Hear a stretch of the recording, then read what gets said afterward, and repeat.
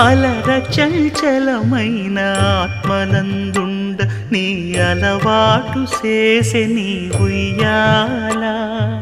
అలర చంచలమైన ఆత్మలందుండని అలవాటు చేసే నీ ఉయ్యాల పలుమారు ఉచ్ఛ్వాస పవనమందుండ నీ భావంబు తెలిపే నీ ఉయ్యాల పలుమారు ఉచ్ఛ్వాస పవనమందుండని నీ భావంబు తెలిపే నీ ఉయ్యాల